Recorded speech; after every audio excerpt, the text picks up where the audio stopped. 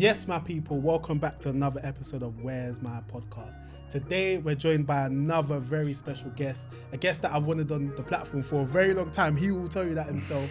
We're joined by my guy, Emay 4K, the founder of Jehucal. Emay, love for coming, my boy. Thank you for having me, man. This is a long time coming. Bro, long time coming. It's about time, bro. I think. Bro, more than that. More than a year. Bro, let me explain the story. I'm trash. So obviously, you've obviously watched other episodes before, so you know at the beginning of the episode, I basically say why you, the guest, are in the chair. So let's go back to 2019, bro. Damn. So this said the receipts already. Bro, this was before. So Where's My TV had started at this point, I think. But this was before the podcast had even started. Oh, okay. And I was on an internship, yeah. In fact, no, scratch that. Where's My TV hadn't even started yet. Oh, damn. So we hadn't created any content. So I was on an internship that was in like within PR or marketing and whatnot. Yeah. And one of the girls on the internship was a girl called Poppy. Okay. And I was telling her about what we're trying to do. And she's like, oh, I went to college with somebody that has a brand. It's sick. You should definitely look into it. Damn. So she obviously said, you. Polly. Yeah. No, Poppy. Oh, Poppy. Yeah. If I showed you a picture, you'd remember a Probably, small light skin girl. But anyway, she was like, yeah, check out this brand, Jehucal. I was like, cool, sick. So from 2019, bro, is when man first locked in. It's 5 years, and bro. from there, man's obviously tracked your journey and wanted to, work on something together. So then it comes to like 2022. I think that's the first time I ever actually reached out to you. You get me? And then obviously man was making all the posts and whatnot, and it was definitely something that was going to happen. So I'm happy that we're having a conversation now. But the reasons why man want to have a convo with you is because what you're building with Jehucal is very special in the sense that there's not many brands I can liken it to.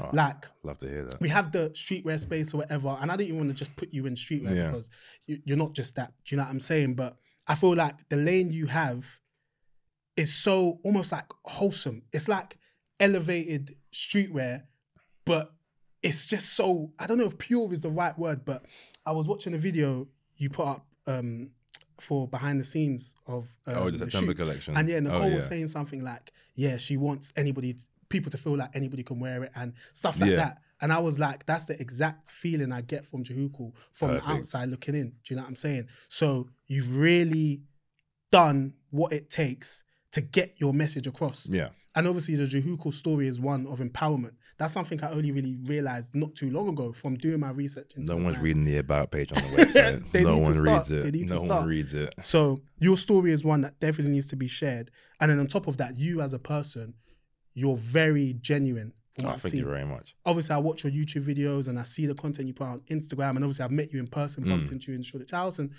you genuinely want to help people, bro. Yeah, man, always. And that's rare. You get me? So I'm just happy that now the Jehucal journey's got to the point where you're ready to talk. Yeah. And I feel like now is generally the perfect time to have this conversation, considering what the journey's been Everything. The last 7 years? No, almost 8 years now, I believe, actually. Yeah. 7 or 8 years now. And there's been a lot of evolution, just everything. You get me? So Every I'm year's excited different. just to hear everything you have to say, bro, honestly. Boy, where do I begin? Cool. So that's the first question. Let's take it back to the beginning. Like, who is Emay? What was your background like? What was it like growing up? Then we go from there. Where do I begin? I think I should come out clean and say I am a catfish. That my name is not actually Emay 4K. My actual name is Jehucal, which is the brand name. And I was born in East London, in Newham. Went to school in North London, in Edmonton, to Latimer All Saints. And when I was there, you kind of know how kids are in terms of any name that's unique, they'll mock it. So if you're not a James or a Jessica or whatever, shout out my Jessica, my sister. But if you're not a Jessica, you're gonna get mocked for your name. So people mock my name quite a lot, and I wasn't really witty back then. So I would just get angry and just fight. So I got into a lot of fights in primary school, and then it got to a point where the school said, "Look, either you leave or we're going to expel you from here, and you don't have that on your record." So how old were you? I would have been. You start high school at age 11, don't you? So I would have probably been like 8, maybe like 7. Yeah, so I was just like getting into a lot of like fights in primary school. So then we left London and moved to Hertfordshire, where I reside now, riding cows to school in the morning, just very casual life. And when I got there, I said, cool, I want a name change, because I was like, I want to have a fresh start. I don't know how I had this mindset at the age of like 7, 8 years old. I wanted a name change, but I couldn't do it legally. So I just changed from my first name, Jehucal, to middle name Manuel, and I shortened it down to Emay. And everyone's like, why did you pick Emay? Because Emmanuel is normally done to like E-Man. And I was like, E-Man still felt too London-y for me. And I was like, I wanted to be completely fresh start. So like, cool, I'll go with Emay. And that was it.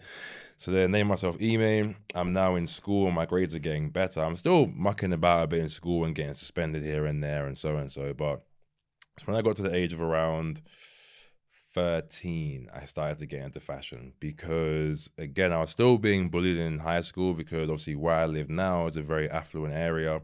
And the kids are wearing like on a normal day, like Prada, Gucci, whatever to school on a normal day. It was that affluent? Yeah, not crazy. It was a really weird mix of like, there were some kids that could have easily been in private school and some that were just like kind of on my level. Like we weren't poor. We were far from poor, but like my parents would waste money on like Ralph Lauren polos for me. Cause they're like, I was growing mad fast. So like, if I buy you a Ralph Lauren polo today, by next week, Friday, you're growing out of it. I'm not buying you that. So then I'm wearing like, back in the day, like Uniqlo and like old Nikes, where them brands, well, Nike was still cool then, but only certain silhouettes. So it was like, I didn't have like the fresh Air Force or like, so I had like the random like Sports Direct. The like, running shoes. Yeah, the random running crap. So I was wearing that. So then it was like, I'd be mocked for my clothes in high school on uniform day. So then I would sit online on my computer all day after school looking at like Ralph Lauren, like going on Z and Co and like Lyle and Scott and looking at all these cool brands back then. Like, I want to get these brands, but my dad's just saying no. He's saying to me like, if you face your books and you study and you go and do medicine and you become a doctor, you can buy all the Gucci you want. I'm thinking, I can't wear Gucci in a ward. I cannot wear a Gucci belt and be flexing on people I'm trying to heal. That don't make sense. So I'm like, I kind of always knew from then, like, I got to find a different way to like get out of this, but I didn't know how to do it. So even at one point, me and my dad started this website called the Double E Store. So we're both called Emmanuel. So Double E Store to sell like gadgets we bought from like China. We built the website, didn't buy a single thing, but I had that experience there of building my own website at age like 14 sort of. So that was really fun because he works in IT, my dad. So then I got to the age of 15 and I was like, okay, like I really want my own clothing brand because I'm like, I can't afford to buy these clothes. So maybe one day I can design it myself and then that will become the brand everyone wants to have.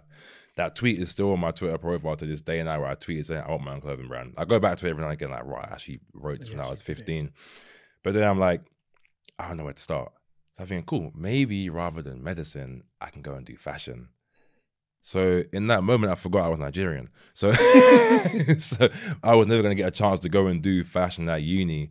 So I would just like look at it online on the side, whatever. And I thought, cool, I have to go to uni. How can I kind of like finesse my way into fashion? And I thought, end of the day, fashion is just business. It's product, marketing, sale, customer service. It's just a business at the end of the day. It's a pretty one in terms of like, oh, I make these nice hoodies and so, but it's still a business. So cool, I'll go and do a degree in business. Cause I'm like, I'm good at it. I got A's in it in A levels. If I go and do that, I can then learn fashion on the side. And from there, I can start Jehucal or start a brand. And then from there, I can do that full time. So I started my degree in business and then I finished first year. I think I got like 96% in first year. And I was like... In first year? In first year, yeah. Well, you meant to be outside in first year. I was though, but like I was just naturally good at business studies, like or business management, what I was doing. Cause I was like, to me, it just felt like common sense. So I was like, and obviously first year is just super easy. So I was like, it's not too hard. So then it got to, I think, middle of first year, and I was like, okay, I'm working in Cream's Cafe. Wait, sorry to cut you. Yeah. I love how it's flowing, by the way. Yeah, I told you it's going to be easy for me. But like, to take it back a bit, yeah, obviously at 15, obviously you're younger, do you know what I'm saying? Yeah. Like, how did you kind of like know you could have a brand to the point where 4 years later, you're going to uni for the purpose of starting a brand, not to become a bloody accountant? No, I was like, I was a real, like, obviously, I was just a real nerd. I was a real, like, I was on the internet. Like, I would just be like, I was on Twitter from like the early days when it first started. So like, I remember, I feel like it's going to really show my age saying this, but there was a guy on Twitter called Ollie Riley. That name won't ring a bell to you, I don't think, but if you're from like Hertfordshire, you'll know who I'm talking about. But he was like this white guy on like Twitter, but like all the girls loved him, whatever. And so and he started a brand and I saw him do it. And I was like, you're making bare bread from that. I'm like, right. But I thought it was like, they weren't good designs. So I was like, I could do better than that. So I said, cool, you know what? I need to do my own brand. If he can do it, who am I to not do it myself? So it was like that kind of sparked it. And then seeing people online just like that were cool in fashion, like just like wearing cool clothes and styling it, and seeing like the ASAP Mob era and so on. So I was like, I'm like, if they can do it, why can't I do it? Like, I've never really had a limit on myself in terms of like what I can and can't do. Like, I just think if I just put in the right work, I can get myself to there. Where do you think that comes from? That almost like limitless mindset? Because I feel like that's rare again, especially for teenagers. My mother and father. They're both a big inspiration for me. I remember during high school, my mum, she worked in IT in Lambeth in South London. She would commute with my dad from like Hertfordshire down to South every morning, up at like 4 or 5 in the morning, go down, work, come back at like 7 in the evening. But there was a period where I started to hear her talk about starting her own salon. She loved to do hair and stuff, and I heard her talking about it. And then after I was like summer like camps in like South London with her, she'll go for like classes on like doing hair and how to start it and start your own company and so and so. And she would do that like 4 times a week. So she would go to work, do that, then come home, sort out dinner and so and so. And I was like, right, like looking back now, I'm like, right, you were actually like you was a hustler, because then after about a year of her doing that, she quit her job. She literally like retired from her job, took her like, you get your payoff when you leave your job, put all that money into starting her first salon in our town where we live now. And then since then she's been doing that, and then did that for I think a year or 2 in the first salon. It's probably no bigger than 2 of this room, like double it. Then she bought a second one in Harlow. Make sure you go there, Roxine Salon, by the way. And she bought a second one, 2 floors, like it's massive, like, and she's been doing that full time for the last, maybe it's coming near, I think, to 15 years now, I think. And it's like, that for me is a big inspiration. Like, you did that whilst you had 3 children, you got a house, a mortgage. Obviously my dad's there to help out as well, but like, you guys got together, ran it up, and you've been doing this for the last 10, 15 years now. Like, that's a big inspiration for me of like, if she can do that, and I'm here as a guy with no children, no real like hold me down like responsibilities, why can't I really push what I'm doing? So I think from my parents there and my dad as well, like coming from Nigeria, both of them as well, doing their degrees, pushing, working. My dad used to work all around the world in like Czech Republic, he's on Singapore, Hong Kong, everywhere, grinding to get to where he is now. I'm just like, 1, I can't let them down, and 2, if they can do it, why can't I? Because they did that when there was no real, like, there was no social media, there was no networking to like online, but I've now got always in front of me here. I need to maximize it. I need to push. I need to make something for myself. And yeah, that's where it came from, I think, just them two. And then, yeah, and just seeing them, how they're just like a great couple, and just like how they operate, how they work as a team. It's like, yeah, that's pretty where it came from, I would say. Like, my parents are definitely like a massive inspiration for me. Like, it's good that now you can look back and be like, their hard work wasn't in vain. Do you know what I'm saying? That's obviously the main thing, yeah. You're going on to achieve so much more, but even now already you've built a brand off of. Yeah, and like, if they get involved in some of the stuff too, like even the fact that like when I was a child, my dad's taking me to like the Arsenal games and stuff, and then now you can fast forward to last year, January, I had him in the FA Cup collaboration video shoot. So it's like, that for me was a massive moment, like where I was like, right, like, my dad's here with me, I got a FA Cup collaboration. That's crazy. So it's like them little like full circle moments there. I'm like, I live for them sort of times there. So you're constantly trying to just like trying to one up it, and just like, what can I do for you now? Like, what can I get you next? Like, what can I do for you? And just show you like, I'm grateful for how you raised me, and like how you raised me and my sisters, and like just how you operate. Like, I'm just, that's probably how I see it. Like, so going back to the beginning of Jehucal, obviously you was at uni now. I think it was in your first year. Yeah. So what was that like? What was it like? When I think of first year uni, I get a real like smell of like dough, because I worked in Queen's Cafe. So I was working on the waffles all the time, turning it over. So I worked there all weekend, try and go to a party after, but I just stink of dough. No matter how much I showered after that day, it's just a write-off. So I'm just like, nah, bro, this is not the life for me. I'm like, obviously, because I'm doing quite a big degree where I was in uni like 5 days a week, all day. Then I work all weekend. I wasn't really like living life per se. So I was like, there's got to be a different way. And I'm like, I'd work all month, get my paycheck, buy a pair of jeans, but because I'm so tall, it's somewhere on like, just a bit by my ankle. Like, yeah, like, and we were not in 2012 when it looked cool anymore. Like, so with the little chinos and stuff. So I was like, cool, I got to find a way to like get out of this. So it got to a point where I was like, you know what, like, let me just start this brand. I told my parents about it. My mum, bless her, she bought me like some sketch pads. She's like, yo, like, go on, like, here's a sketch pad for you, just try it. I had my old like £200 HP laptop there. I'm a Microsoft Word Microsoft Paint, designing clothes on there and sketching over here. And I said, cool, I think I got an idea.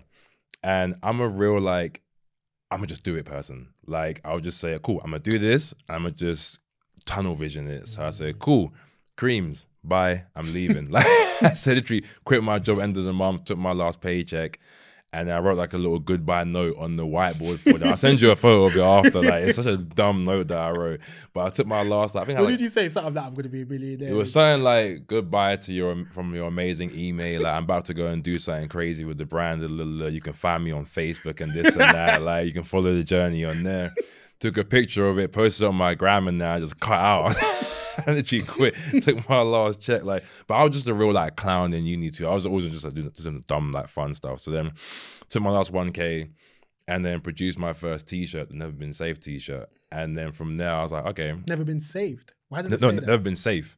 Oh, why did it say that? It was during when BLM started to get a lot more traction. And I was like, I want to do something to contribute towards this. Like, I'm not gonna go to the protests, but I can do something online. Because I always believe that like everyone hasn't got to protest. Like, I see pushing for a change as, I think about everything in football terms. I'm like, we can't all be a striker.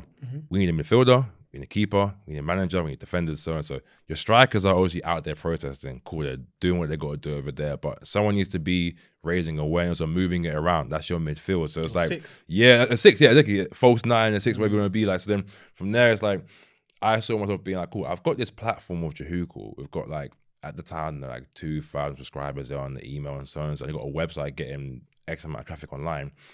Let me use that to actually like vocalize what's going on. So I was like, cool. I'm gonna use the first drop as being the Never Been Safe t-shirt to show like what the brand stands for. First of all, like we care about these things here. This is me, what I care about.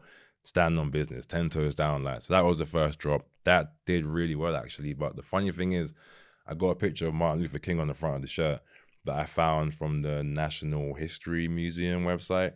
And I just emailed them being like, hey, can I use this picture for like a t-shirt? I'm going to do like 50 of them. They replied so fast to say no. And I was like, because you replied so fast, I'm going to do it anyway. Like, that was a bit, you didn't let it like marinate for a bit and like think of it. He said no. Like, so I was like, cool, I'm going to do it anyway. So I did it. We sold like, I don't know, 50 of them or 100 on your first of them. drop? Yeah, bro, it did really well. I was surprised, but the thing is, maybe about 50% of sales were like friends or family, which is completely fine. But that was the first drop, did really well, broke even, made profit, and then from there put out another t-shirt. But I think we restocked it first, sold that again, then brought out another t-shirt, then we did the hoodie, then we did cut and sew, and then from there built. Now we're doing knitted hoodies, knitted pants, handbags, tote bags, doormats, rugs, bed sheets. Anything you can think of, I've probably done it, or I'm gonna probably do it at some point in the next year to 2 years. So yeah, that's it. End of the interview. Yeah, like that's how it kind of started. So yeah, it was just like uni. I just always knew that uni was my only chance to try out starting a brand without the pressure of post uni life. Where it's like once you graduate, it's like as soon as you graduate, on the same day you're celebrating graduating, I was like, oh, so what's next? What if you applied to something? I'm like, brother, I'm still here in my cap and gown. Let me like take in the moment. But so I always knew like I had to start it in uni so I can at least like find my feet, learn a bit. So by the time I get to final year, I can say to my parents, hey, look, I've been doing this. We're doing X amount of turnover, X amount of so and so. I think I want to run this like full time. My mom gave me, I think, a 2-year limit post uni to run it. It's also like a lighthearted, like, oh, I'll give you 2 years before we start sending you to go and start trying to do like jobs in banking and whatever and so on. So I was like, cool, bet, I'll take that. Came out of uni, fortnight later, I did London Fashion Week. So it was like, yeah, so from there, it was kind of like up from there. So yeah. Let's go back, yeah, because I don't want to, I think the main bit we need to go back to is obviously the name. Okay, yeah. Because from you being an 8-year-old, feeling like you needed to go somewhere else and reinvent yourself and like to kind of relinquish your name is a big deal. Do you know what I'm saying? Yeah, no, it's a lot, yeah. So when you got to the point of starting a brand, how was like the name Jehucal powerful to you again? Do you know what I mean? What made you re-embrace that? So deciding a brand name is probably one of the most important choices you'll make, because once you've put it out there, it's pretty hard to change it after that. And it has to also have some meaning to it. So I think I watched an interview with, I believe it was Virgil or someone of that likeness, speaking about starting a brand. And they said that the brand name needs to represent what the brand stands for and what the vision for the brand is. Because prior to that, the names I had were like super swag. It was like super super suave clothing and like just random things that I just they were my phrases at the time. I was like, yeah, that's pretty fire. And then I was actually, nah, it's not gonna work. I told him, I said, nah, you can't call it super swag. I was like, cool, fair, say less. Like I said, cool, you know what, cool, fair, it's like fair, it makes sense. So then after watching that interview, I was like, okay, what do I care about? What do I want the brand to look like going forward? And I was like, okay. I sat and did some real like reflecting on my life, and I was like, okay, how did I get to this point of wanting a brand, and what pushed me to here? And I was like, it was my high school era. It was high school of being mocked for my name, and primary school, it was liking fashion but not being respected for it, or like being loved up for what I'm wearing. I was like, cool, you know what?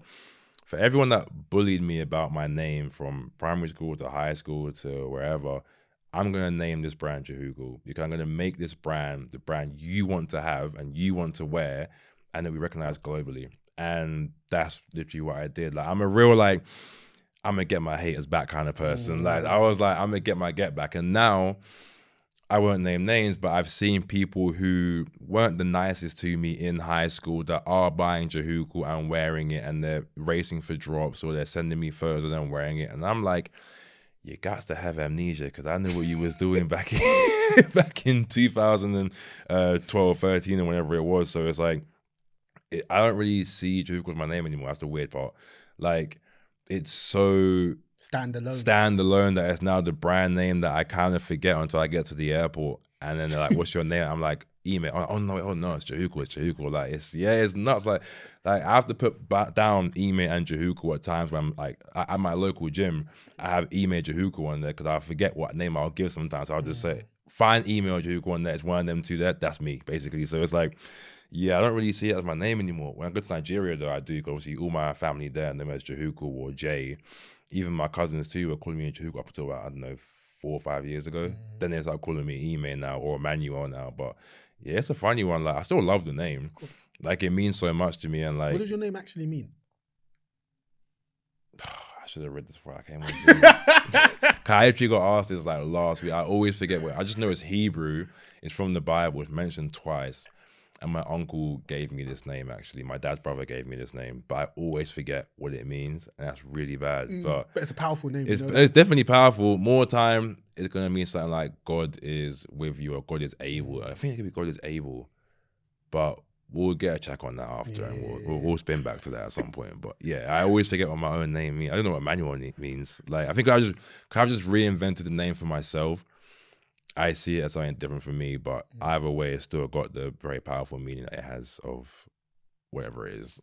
Emay, do you know what's interesting about what you said, yeah? About how you kind of wanted the brand to be like a fuck you kind of brand. Yeah. Like, in terms of motivations people need to start a brand, I personally think that's a good one. Yeah. But obviously, it's like, as you kind of grow, things like that can become less important. Yeah. So do you feel like that type of energy is one that people should kind of harness when they want to start something? Or would you say maybe people should think about using different motivations for starting a brand?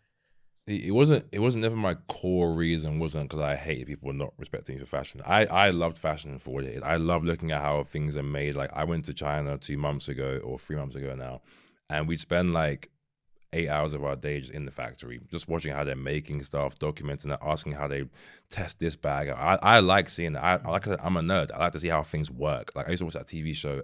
How Things Are Made or whatever. That's the one. Yeah, How Things Are Made. Yeah, show. That's TV. Like, that is TV for me. So it's like, I like seeing how things work. So, but the brand inspo wasn't just for me, like, trying to get back at like my haters per se. I loved fashion. I wanted to try it out. I'm a real, like, let me just try it, see what it's saying. Like, that's how I got into golf. Like, me and my dad were in Gibraltar. We said, let's just try golf. Now I play it weekly. Well, not in the winter, it's too cold, but I've now traveled to Portugal to go and play. I've played it in America. Like, it's so fun for me. I had to just try new things out and just never limit myself. So I was like, you know what? Let me just try this brand thing out, because I like fashion.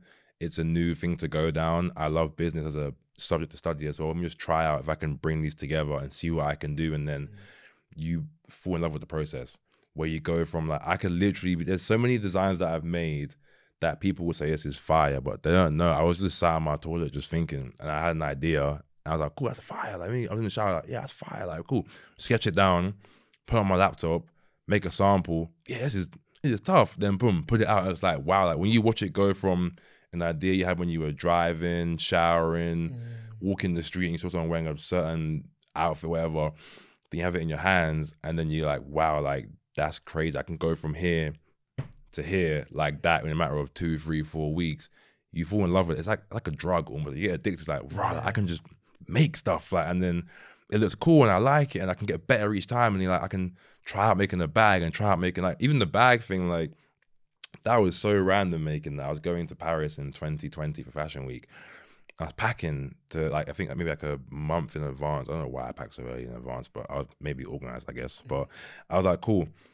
I've got my suitcase there and my duffel bag for like carrying like bits. I was like, right, I haven't got like a bag, like a statement bag. I haven't got one. And I was like, I need one from carrying my cameras or like just to look cool with it as well. I said, you know what, let me just try and make a bag. Let me just see what I can do. Like, let's just try it. Like, it's only gonna be like X amount to sample. Let's try it. So then made the sample, didn't tell no one that I was making it. I was like, I'm not sure how it'll come out. I'll just try it for myself, see what's up. Made the sample, got to Paris, and then a few of my boys saw it. I said, bro, that bag is tough. I said, you know what? Let me get a fit pick. What was the first colorway? Black and white mirror sprint. So it was a cowhide leather bag, really nice, YKK zippers and everything. Took a fit pick with the bag in my apartment in Paris and then posted it online. Boy, my phone went crazy. Everyone was like so many people were saying, yo, I need it. When I was like, bro, it's just a sample I made one time, like, cool. And from there, I was like, cool, I have to go and learn how to make bags now. So I'm like, cool, I got a new thing to obsess over, how to make bags. So from there, I was like going to factories and talking to them and saying, how do I do this, how do I do that? Researching Chanel bags, Louis bags, Hermes bags, and seeing how they make it. And then from there, brought out the first Jehucal bag, sold like crazy, brought out the size small, the size medium, brought out the black, the brown, the black on black. Yeah, the green, the khaki one. I get DMs for that all the time. Like the gray one came out. Then we did coin purse, wallet.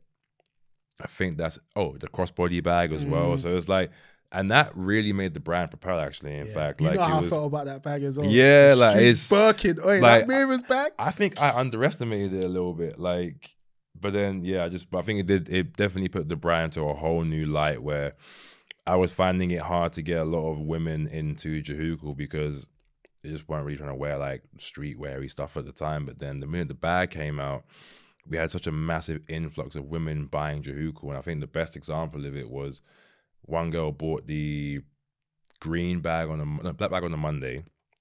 That came on like the Tuesday or Wednesday for her. As soon as that arrived, she bought the brown one. As soon as that arrived, she bought the grey one. And I was like, she just bought 3 bags in 1 week because it's like, she just loved it. And I think people don't realize that once you get a product right from just like, it can just be what takes your brand to a whole new level. And then that got us so many like celebrities wearing it and carrying it around, and the brand got so much awareness from that. Then they'll see what else we have, like the clothes, the bed sheets and so on. And just like all trickles down. But yeah, it's I feel like I just derailed like crazy. No, it's cool. We can speak about that for a bit and then I want to go back to something else. But I got a couple questions from the whole bag discussion. First of all, I thought the bag was amazing. And it's funny how you talk about it almost helping the brand have a more of a unisex feel. Because now when I look at Jehucal, that's one of the main things I think about. I don't think this is a men's brand. I think it's just a brand that women can wear. And I think women look great in Jehucal. Do you know what I'm saying? So in regards to the bags, when you have a situation like that, and I've asked this to a few guests actually, when you have a situation like that where item becomes popular, how do you know when you're doing too much of it? Do you know what I mean? Because you could have said to yourself, fuck it, let me make this in a blue and a red colorway. Do you know what I'm saying? How do you know when to not do way too much? How do you strike that balance? The balance, that's something that I'm trying to learn myself still, but you can only learn it on the job because every brand is different. Like my brand at the time when the bag came out was around about 8,000 on Instagram or 9,000 or so.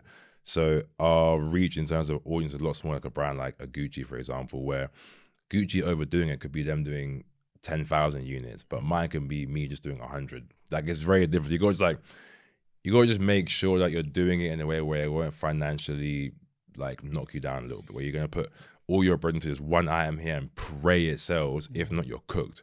That's doing too much. So it's like, if you can do it in a way where you can produce it, and if it doesn't sell that great, you know, you're still afloat financially, that's fine. But I took the bags away after 2023 January. There were no new colorways after that, to make it more rare, basically. Because I was like, I felt like it was doing really well, and I was seeing it everywhere, and I was like, this is amazing. But I was like, you know, let me just take it away for a little bit. Let me just take it away. I wanted to also rework it, and I was like, I haven't really set time to really rework it properly. I'm doing it literally as we speak right now. I've got DMs to reply to from my factories. But I felt like it was the same shape I was doing for the last 4 years. And I was like, I need to take it back and just rework it, either improve the materials or the way I want to do the zipper. Like, people kept saying to me, the top doesn't close because it's so open top on the bag. But I was like, but it was still selling fine. So I was like, man, I ain't got to change this. Like, but then you look at the climate of the world where people are getting their phones robbed all the time. So now I'm like, okay, if I'm going to bring it back, I need to do something to combat that. So I'm like, we're trying to put a zipper now on the top to keep it concealed, because I'm like, you can't have a bag open, especially in London, because most of our stores are London. So I'm like, I've got to think for the consumer now, like, what would you want me to do with this bag, where I could bring it back straight away, or I could take a time out and think, cool, how can I improve so it's actually more usable and you feel more safe carrying that bag? Because I wouldn't carry an open bag now.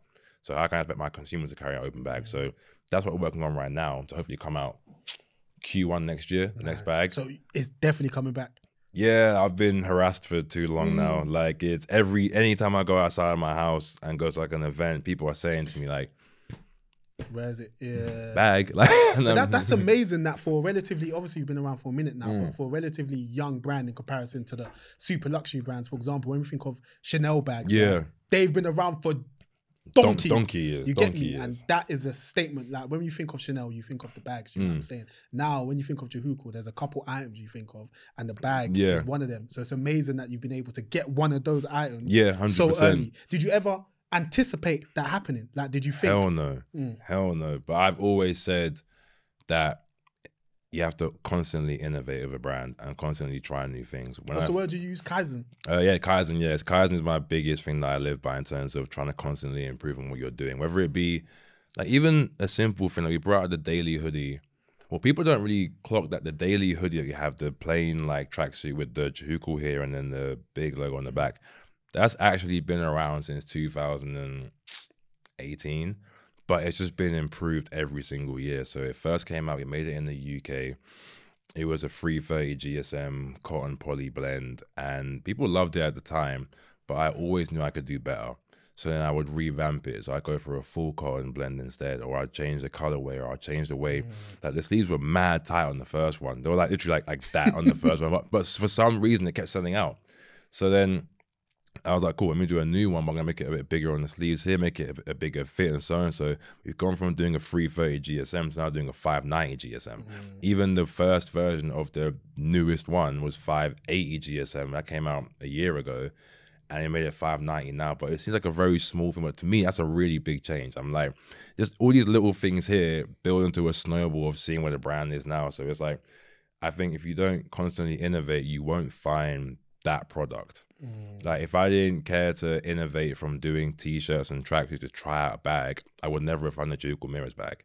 I would never have found out that I could make a bed sheet and it could sell out within 12 hours. Like, to say I can sell out a bed sheet in 12 hours is crazy. Can say that, bro. When we did face masks during COVID like 4 years ago, I think we sold 200 in like 25 minutes. That's crazy. I would again, that's just innovating and just be like, let me just try it. Let me just see and do it in a way I'm not going to be financially crippled, but I can just try it and see how it will land. And then from there, you find this product is going to be your next biggest thing. So I think constantly innovating and Kaizen to try and constantly improve what you're doing will take you to the top regardless. Like, I don't know anyone that's constantly improved on themselves or their brand that hasn't made it at some point. It might not be today, but at some point you will get to where you need to be, to brand, service, whatever you're doing. Like, that's how I see it.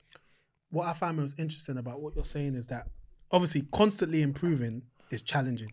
It's difficult. Yeah. when you were speaking about the there was an item you was just talking about, and you was basically saying you knew it could be better, but it was selling, so you was like, let me leave it for a bit. Yeah. Like, what causes you to get to the point where you're like, you know what, nah, man. Obviously, you were talking about the bag, and you was like, it wasn't closing properly. Yeah. What happens for you to go like, you know what, nah, even though it's selling or whatever, I need to improve this? I'm never satisfied with anything that I do. Like, I could have a really big moment and I'm still going to be like, what could I have done better about this? Like it's always going to be the mindset of I can do better, because you can always do better. And I think I have a fear of becoming stagnant, because like, let's say with the daily set when it first came out, I'm like, cool, it's selling really well. If I just stuck with that same one, eventually I'll become stagnant. Then from there, I'll start to regress. And that happens literally overnight, where you're like, damn, like, I just put out a new colorway, we only sold 10, but we were doing 100 a month 2 weeks ago. So I'm like, what happened there? But because, as an example, I'm not actually doing that, but as an example, it's like a new brand might come along and say, oh, they can see we're doing a similar style trackie, but our one's 400 GSM, and it's a better cotton, and it's so-and-so. And they're gonna be like, oh, so hold on, why am I paying for Jehucal when that's so-and-so? So it's constantly being not afraid, but aware that you can have someone come along tomorrow and bring out something way better, and then you're like, damn, like, your crowd when I go from here to there. It just takes one person to try it on and say, oh, actually, yeah, this is a bit rubbish. Like, me stay over here now, and I'm like, damn. So me constantly progressing means that I won't ever fall behind. And secondly, the consumer knows that wherever they, like, Jehucal will always get better. They know that wherever they buy from me, they're going to find something about it. It's going to be like, right, this is actually really sick. Like, he's done this or that and so and so. Like, so it makes it more fun for me, first of all. And two, they'll feel like they're getting a really good deal out of me, the consumer, as well. They're getting more for their money, basically. I'm trying to always maintain that sort of mindset. So, yeah. And your customers deserve that. Yeah, 100%. I wouldn't be doing what I'm doing without them. So I owe it to them to always try and do my best, whether it be marketing, whether it be customer service or the product itself. Like, I got to always try and improve on what I'm doing. Like, even going from shipping out orders myself to getting a warehouse now where they handle it there means that I'm able to now ship things a lot faster.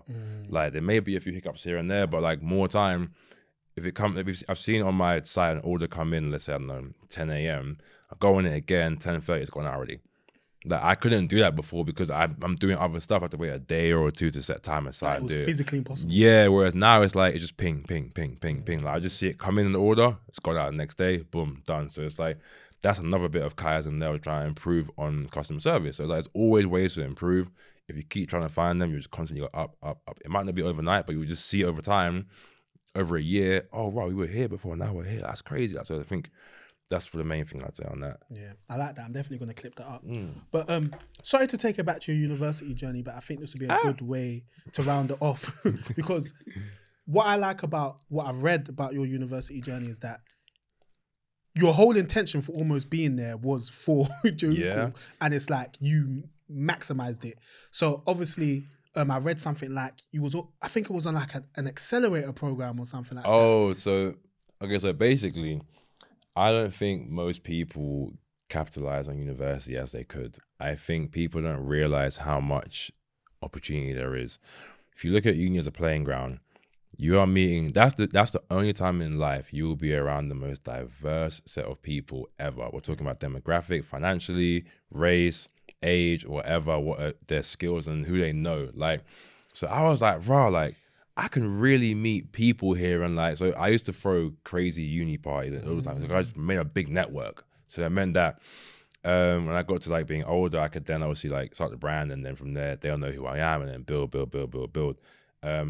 I thought the question. What did you say again? Oh, no. So you're basically going somewhere with that. I kind of, do you know what's mad? I didn't even really finish the question, but you're answering it how I wanted you to, because I want you to speak about that part of your uni experience so that listeners that are in uni can understand why it's so important for them to leverage university for all it's worth. Because obviously, naturally, we go there just for our degree, just to and go that's do fine. Lectures and so on. But if you've got like a creative outlet as well, but you're not studying something creative, there are ways for you to kind of work on that or get funding for that. Do you know what I mean? So I just want you to share. I remember what it was now. So cool. When I started the brand end of first year uni, I came back in second year and I changed my degree from business to accounting instead. Cause I was like, business was too easy. I started a company. I want to now learn about like just finances as well, and just understand. I want to know every aspect of my company that I could know. So I go to a lecture in the daytime, go home after with my notes, and then apply to Jehucal straight away. Okay, let me try this, let me try this, so and so. Yeah, that's what I do every day. So then now it came to starting the brand or really going in with the brand.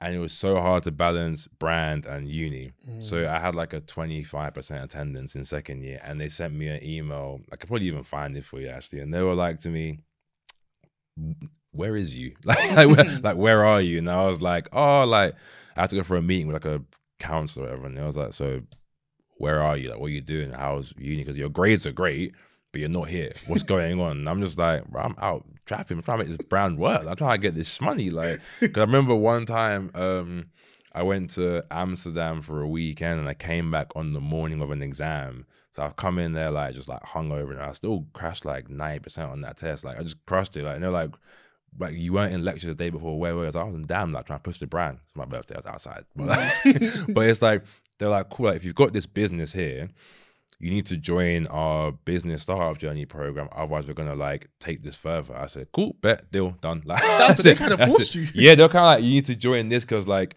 you can't be saying you got a company, but you're just like running around. Like I think it's just like monitor what I was doing, kind of thing. So I was like, cool, I joined it.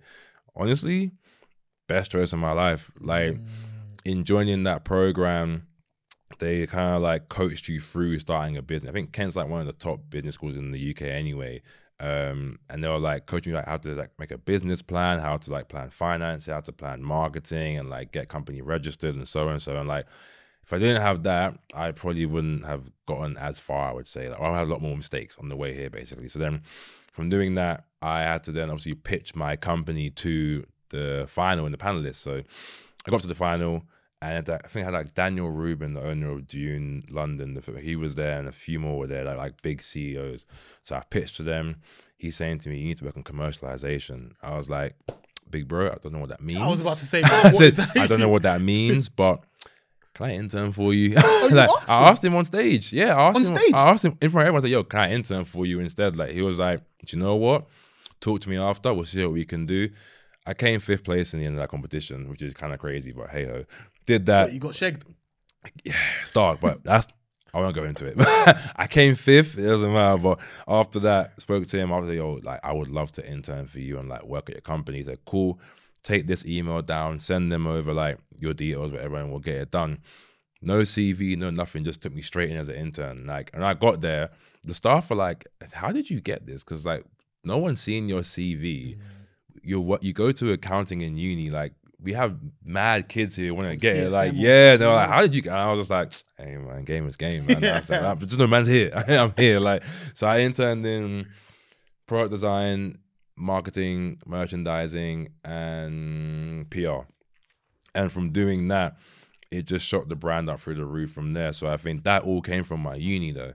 And then even 5 years after graduating, there's still, I was in Kent Uni 2 days ago giving like a panel talk there. So it's like, I'm still involved with them really heavy, and like they support the brand. Like lecturers buy my stuff. Like I pulled up there, one of them had a Jehucal mirrors bag, the large one. That's her work bag. A lecturer? Yeah.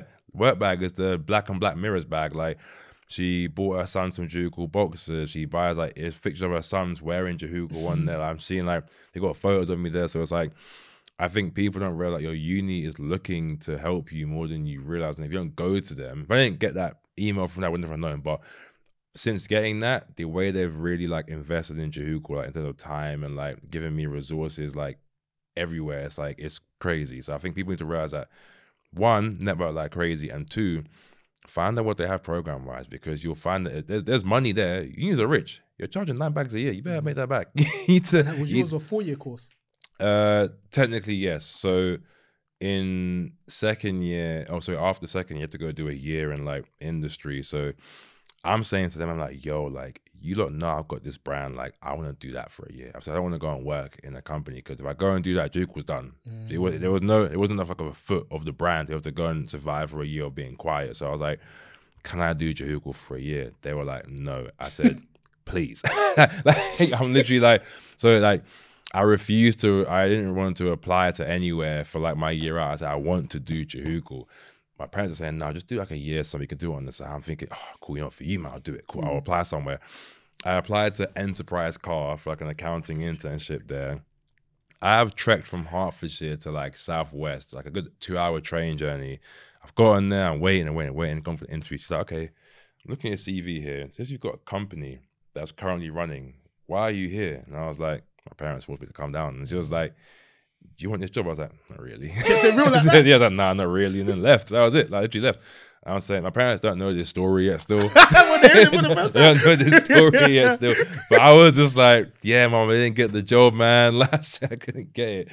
But I kept pushing my uni saying, can I please like run the company? So then it got put through to the headmaster, who had to then review. I had to have meetings with them and like talk what I wanted to do and so on. As in the chancellor, the top dog of the uni? Yeah, I had to go through to them, have meetings with them and sit down and say what I want to do, my business plan and so and so. Eventually, I think in like March, I had like, 2 months to go. I said, yeah, cool, you can do it, fine. They've now, since then, set up a whole new part of the university course where you can do a year working on your own company because of me being the first to say, I want to do this. Like, so from there, it's now actually a thing you can do. If you got to go through a lot of barriers more than like a job, but you can now do it. So then that was cool and all, but then at the same time, Jehucal was flopping. So it was like, I was trying to do my degree and the brand was going down. I was just so degree focused. I was like, it came to me actually starting my year out. I put some quick like drop together for like the summertime. Didn't think about it. I put like a sweatshirt, a hoodie, and sweatpants, and that was one of the hottest summers going. So I put this drop out. I think I sold like 3 pieces. Like, so I'm sitting there like corked. I'm like, damn. I'm seeing the headmaster emails being like, oh, how's the year out going? I'm just like. I'm looking at it like, right, this is a bit nuts. I'm just like, my parents are like, how's it going? I'm like, yeah, no, it's cool. It's cool. I'm in my bedroom just like, Jesus Christ, I'm finished. That's it. I'm done.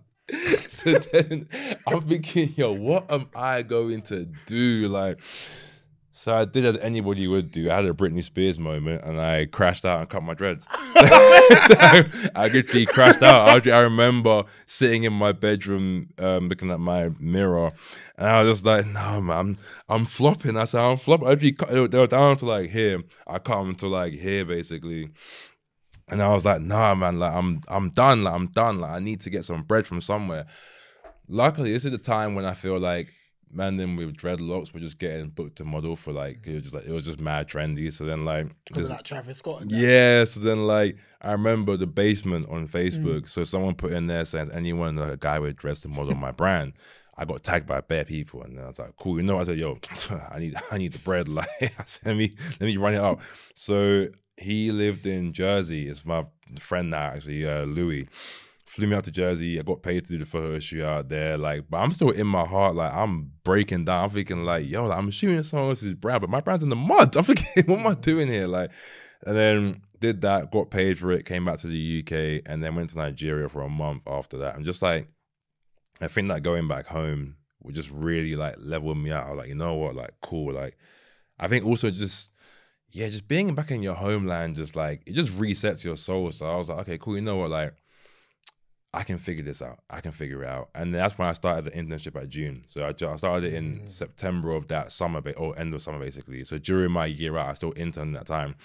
Went there for like 2 months. And then when I was in the design team, I had access to WGSN, I think it is. Yeah. Obviously, I can't afford to pay for the it. trend forecast? Yeah, the trend. You can get trend forecast, you can get tech, you can get everything. No Bearing in mind, I still had my Brock-up MacBook at the time, HP, at the time. So I'm like, I can't really design on there. So I was like, cool. Once I realized I had access to WGSN, the way I brought my hard drive and just plugged it in. Say, give me all these CADs. I was like, I'm taking it all. Literally took them all, started designing, and it helped me design like the first tracksuit I made cut and sew. But I was interning there literally like for no money, basically. Like I got my travel and my food paid for, but I had to survive off the little brown bread that I had. I was also working in the airport, like the storage units. So I was doing the boxes. I was just banging that for literally like, I think 3 weeks straight, just full time there after the internship to get money up. Cause I was like, I have no shame in doing what I got to do to get bread legitimately. I was like, you know what, cool. I'll just go there, bang it out. And then did that for like 3 weeks or so, and then designed this yellow Kill Bill tracksuit, which is literally this yellow, but it was like a normal hoodie and sweatpants. Designed that, made that, dropped it. That was our biggest sale today at the time. That was our first complex feature, highest in variety feature, and then from there, that was, well, there was a bit of a madness after that, but it was, that basically started the brand again. Yeah. that got Jehucal kind of like somewhat on the map in terms of like being in publications and so on. So, and then from there, I was like, boom, off we go from there. And that all stemmed from me going to my uni and like pushing this brand with them, and then getting the internship, and then having someone like Daniel Rubin I speak to him nowadays still. I can still email and say, yo, can we meet up for a coffee, whatever. I'll go to the head office I think it's in Edgware or wherever it is now, or White City, sorry. And I'll swing by and see them, and like, we'll just sit down and talk. I'll show them my ideas for the brand and talk about so and so. They give me loads of great advice on that. So that all stemmed from uni. Like, I would never have gotten that connection if I didn't go to uni and like saw it as like a field of opportunity to say, let me just try and make these networks and pattern. Like, to stand on stage and say to a man, yo, let me intern for you in front of everyone, it's mad gutsy. Yeah. Like, speaking of that, Emay, that's what I love most about this part of the story. Your ability to kind of withstand pressure. You had pressure coming from literally every direction. Your parents, university, finances, everything. Right? But yet you were still you enough to be like, nope, I'm doing this. Yeah. So now they've even made another part of the gap year, the year in industry. So people could, like, it's mad. So my question is, like, how did you get to the point where you were kind of able to be that steadfast in what, because not everybody's like that. Obviously there's people listening that have something, a dream they want to work towards, but they're going to listen to their parents. And I'm not saying that's necessarily a bad thing. No, but they are going to succumb to that pressure. How do you get to the point where you are able to withstand that? Oh, I mean, pressure makes diamonds. So it's like, if I can withstand the pressure, I can become a diamond, and essentially, I mean, actually build the brand to where I think it could be. I think also just, how can I put it? I think I was very fortunate that I got to travel a lot when I was younger. So I've seen so many different walks of life. I've got a great network around me where I can see people that are millionaires, see people that are down bad or so and so. And you're like, you realize that life, you can make it wherever you want it to be. And I think when I started to like make my first sale from the brand and like see that, right, I can get a sale from Zurich. I ain't been to Zurich before, or from Bangladesh or from Australia. I'm like, if you can do one sale, you can do 10. If you can do 10, you can do 100. You can do 100, you can do 1,000, and so on and so forth. And if you keep that mindset of like, if I can just get one step forward, I can put another one forward. And I think that mindset for me was just like, you can really do anything. Like, these brands like Ralph Lauren, Louis Vuitton, Dior didn't start with like, I mean, some matter, but a massive like backing of like £1 million. They had to start grinding from the spot and then build it and network and build. So it's like, if you want something good, you're going to put in the work for it. Simple as that. And I just found it really fun to like experiment. Like, I think it's my nerdy side, just being like, let me just try and see what it will do. And like, I'll write down my findings and then like run the experiment again and see what it does, and then like analyze it and be like, cool. Like, I've literally got like a chart that looks at how, if we post on Instagram or send out emails, how it affects our sales. And you can see how it trends down when there's no posts, or goes up when there are posts. You can see like what sort of post pushed it higher. And that to me is mad. I've always loved like data. Like, I obviously did maths a year earlier, GCSEs as well, and me and Excel are best friends. Like, I sit on Excel more than Illustrator, where I'm just playing with numbers, just seeing, okay, if I change this by a penny, what's it gonna do to my overall year? And like, just seeing like how it could, like, my whole year I was me on my computer, just on Excel, just playing with numbers, building out. I got like a 40-page Excel sheet I built out during my year out, just to look at how things would move throughout the year. So it's like, yeah, I just think you gotta just kill the mindset where there's a limit in life. There's no limit really and truly. Like, if you don't think you can be limited by life, you can do anything. Like, and you realize how fun it is as well. Like, I just do and then see what happens from there. Like, you never know what can come from it. Like, I started this brand to stop working in Cream's Cafe because I hated smelling like dough. And then now I've done London Fashion Week, FA Cup collaboration, Chivas Regal, Levi's, who else has there been? That's it, I think, actually. Yeah, but maybe I got Foot Asylum as well in my second year of the brand. Like, so I think when you just think, you can just try, like, and then from there you look at others that are doing crazy things too and think, I can do that as well, man. Like, if my boy here can do so and so, why can't I do this over here? And from there, rather than looking at it as a jealousy thing, it's more like, right, he's broken down the door in there. Let me try it over here. Like, I'm inspired by him doing that, and then seeing it growing. It's like, cool, let me try. Like, even like Clint's starting to make his own shoe from like, that was like, what, 5-6 years ago now? The Noster shoe that he made. Seeing that, him just like crafting it from hand, and then now he's got like, what, 50 pairs of silhouettes out now. Like, that is like, right, you can can just do it. Like, you went from being a model to making that to now being what he's doing now, doing the Pata collab and got the Virgil co-sign. Like, so when you have friends that are around you that are doing cool stuff as well, you're kind of like, I can do it too. Like, word to Pharrell on that song, you can do it too. That was my anthem for time, that song. So yeah, I think life is limitless, and like, it just makes it more fun as well. Because you're gonna die at some point. Not to get morbid, but like, you might as well try. Like, wicked, man, wicked. So obviously, this part is obviously a good segue into when you kind of had to take the break or whatever, because I think that's a massive part of this conversation. I really want to go into depth about why you took the break, what led to the break, and what the break actually did for you. So let's talk when things were good, and then when you started to realize, hold on a minute, gotta fix some stuff up. Yeah. When things were good, well, it was always good from day one, to be fair. There were also a few ups and downs, but it was pretty much upwards. Like, sales were increasing year on year, which was great. But then COVID came around and I thought I'd be done out. I remember I was in Portugal playing golf with my father, and we found out about the lockdowns happening. And we had to race back to the airport to come back. And then I got off the flight and I got a flood of emails from factories saying, yeah, wear shut. I'm like, damn.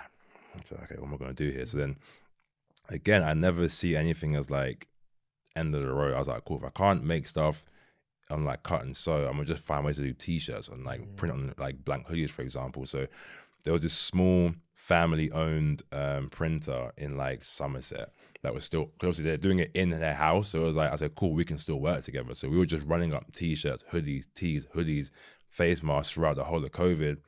That ended up being my biggest year. I think it went up by 4 times in that year, just from that time out. So it was like, that was amazing. And then after COVID, during COVID, I got my first office as well. Again, amazing time, big milestone moment for the brand. Did that for about a year, had some up and downs with employees and stuff. And then like, I think the brand started to grow really fast and I was not able to keep up with it. Like, sales were coming in really strong, but my eyes weren't really on the financials properly. I had my accountant there, but they weren't doing what I needed them to do. Like, and it just got really messy with my accounts and like fines and stuff like that. And then employees were messing up. And then like one occasion where they were basically hiding orders, in the sense where somebody would say, you bought a hoodie from me today, a week ago, but you haven't got it yet. But you got an email saying it's been dispatched, but it's not come yet. It's been a week, 2, 3, 4, 5. And then like, but I wasn't aware of it because I'd worked with that person for about half a year. They were perfectly fine. So I stepped back now. It was in that second half of the year where it started to go a bit funny. My boys obviously buy stuff from my site. We'll link up for a lunch somewhere and they're saying, yo, by the way, like I bought something from you like a month ago. Like, where is it? Like, I'm there scrambling at lunch where I got a mouthful of food. Like, damn, even trying to find this. Like, and then it came to a point where that person like sent me an email when I was away on holiday, apologizing for like messing up really badly and saying they were like just finding stuff difficult with like working and so on. So like, it was a bit of a blag, but like it's whatever.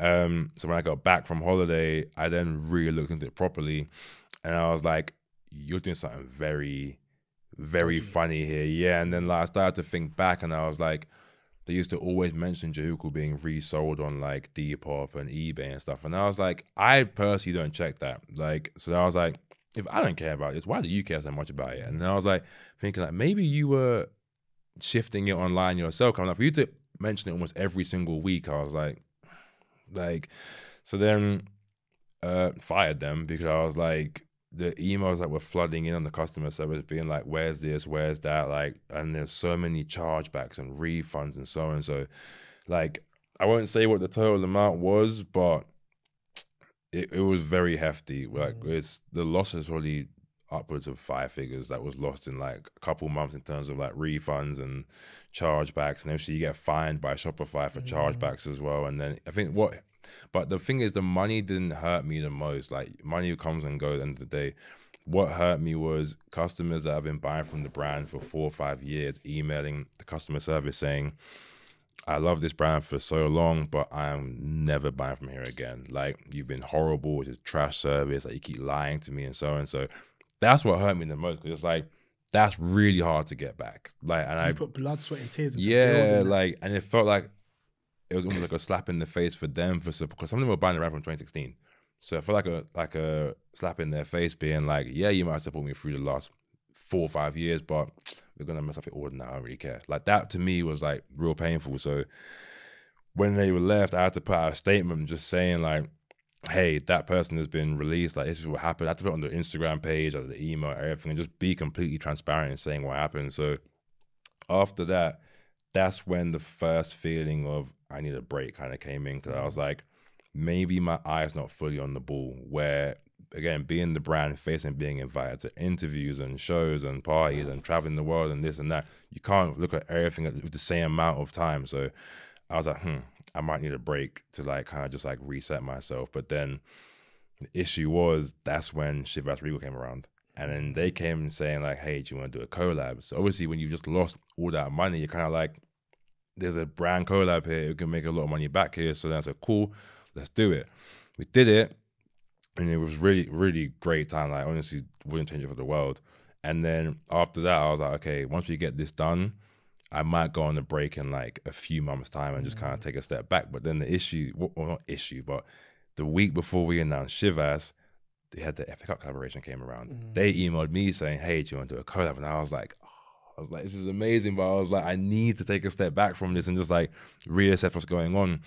That was launched in January of last year. So then I was like, okay, once that's done, I'll give it like a month or two and then I'll take a break. But then it's like, the brand just started to really pick up again. So I can't really just cut it now. I said, let me just make it much as I can. So when I do a break at some point, I didn't have enough to hold myself down financially and so on. So worked through the summer.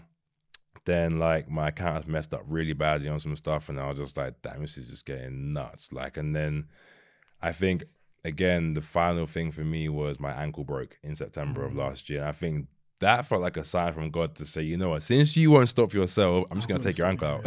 I'm going to just pop your ankle out so you're forced to sit down and be like, you're in the crib. So that's when I was like, you know what, this might be time for the break. I said, you know what, I got to rest my ankle and I'll take this time out to segue out of the brand and just put a post on the brand page saying, hey, love for the last so-and-so years. I've broken my ankle. I want to look at the brand again and reassess it in this time. I'll be back when I'm back. And then from there, that's when I took the break out. And it was meant to only be for about 3-4 months where my ankle was healing. But then as I really sat and started to delve into my last 6 years of running the brand and like what went good, what went bad, I was like, damn, like, nah, I need to really like lock in and like go deeper and deeper and deeper. And then from there, end up being 6 months, 8 months, 10 months, a year. And I was like, cool. I spoke with Daniel quite a lot, my mentor.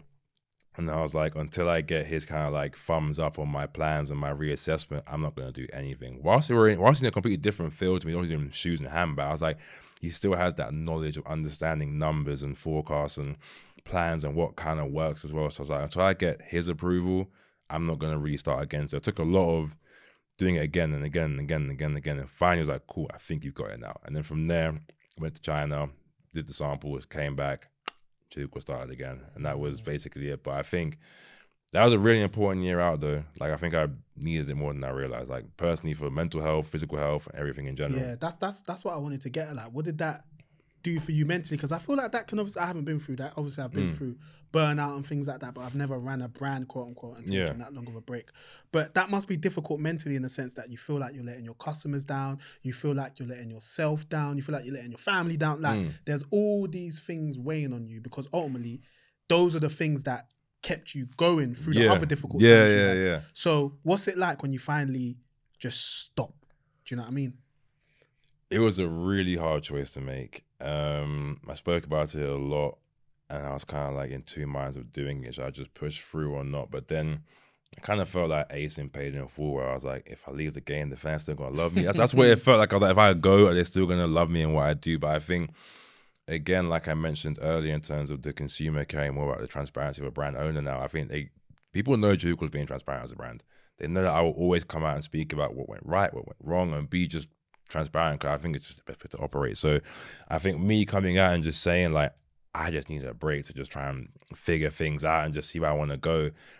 I got a lot of really nice DMs and phone calls and emails and stuff saying like, we love you, we love the brand, like wish you the best when we come to your back and so on. So like I get DMs every week being like, when's it back? We miss you, bro, and so and so and so it's like, I think you'll be I was in my head a lot before I started it, because I was like, damn, like they're gonna think that I failed and like so and so. But I always knew I was doing it for a greater purpose. And then when it came back, everyone was like, yeah, fair. Like it made a lot of sense. So I think it's taking yourself out of the mindset of caring about this social media cycle and like hamster wheel that we're stuck in. Because when I took that year out, I wasn't really on socials that much. I was kind of like just more like just chilling, like gymming quite a lot and just working on myself.